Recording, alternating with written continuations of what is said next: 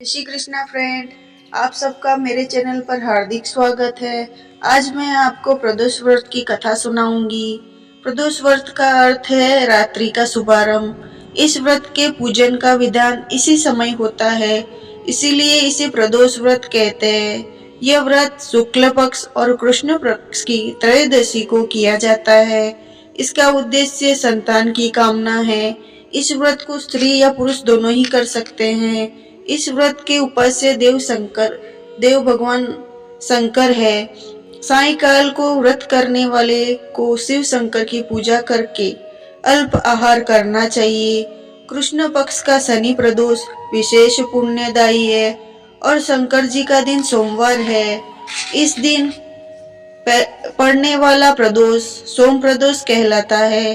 प्रदोष व्रत के लिए श्रावण के प्रत्येक सोमवार का विशेष महत्व है। चलो अपन सुनते हैं कथा। स्कंद पुराण की कथा के अनुसार पुराने वक्त की बात, एक गांव में गरीब विधवा ब्राह्मणी और उसका एक पुत्र रहा करते थे, जो भिक्षा मांगकर अपना भरण पोषण करते थे। एक दिन वह दोनों भिक्षा मांगकर वापस लौट रहे थे, तभी उन्हें अचानक नदी के किनारे एक सुंदर बालक दिखा।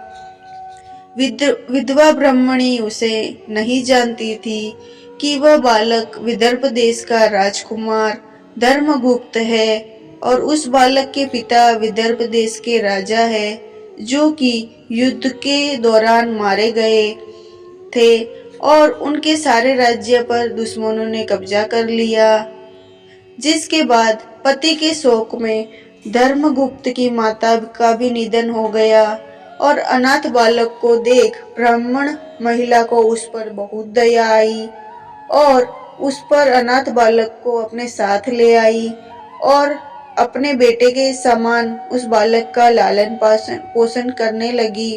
फिर एक दिन बुजुर्ग महिला की मुलाकात ऋषि शांडिल्य से हुई।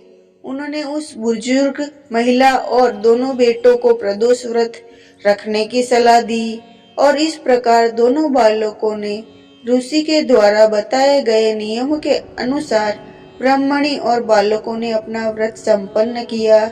जिसके कुछ दिन बाद ही दोनों बालक जंगल में सैर कर रहे थे, तभी उन्होंने सुंदर गंधर्व कन्या दिखाई दी, जिनमें एक कन्या जिसका नाम असुमति था।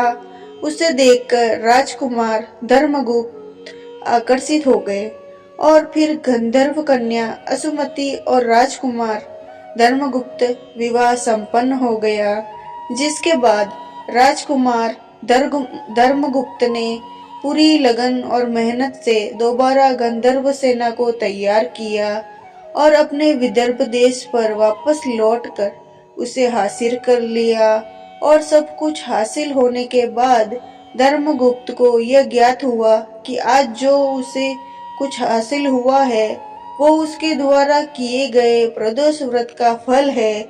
जिसके बाद हिंदू धर्म में यह मान्यता हो गई कि जो भी इंसान पूरे विधि विधान से प्रदोष व्रत करके व्रत की कथा सुनेगा, उसके आने वाले हर जन्म में किसी भी परेशानी का सामना नहीं करना पड़ेगा और वो सभी सुखों को भोगने वाला होगा। ये कथा यहीं समाप्त होती है। अब मैं आपको प्रदोष व्रत की पूजन विधि सुनाऊंगी। प्रदोष व्रत के दिन सुबह सूर्यास्त से पहले उठ जाना चाहिए। इसके बाद स्नान आदि करके साफ कपड़े पहनने के बाद मंदिर या पूजा वाली जगह को साफ कर ले। इस दिन की पूजा में बेलपत्र, अक्षत, धूप, गंगा जल इत्यादि अवश्य शामिल करें और इन सब चीजों से भगवान शिव की पूजा करें। इस व्रत में भोजन बिल्कुल भी नहीं किया जाता, क्योंकि यह व्रत निर्जला किया जाता है। इस तरह पूरे दिन उपवास करने के बाद सूर्यास्त से कुछ देर पहले यानी शाम के समय दोबारा स्नान करें, साफ वस्त्र धारण करें, दोबारा पूजा वाली जगह को शुद्ध करें। इसके बाद उत्तर पूर्व दिशा की तरफ मुंह करके कुशा के आसन पर बैठे और भगवान शिव के मंत्र ओम नमः शिवाय का जाप करते हुए भगवान शिव को जल चढ़ाए।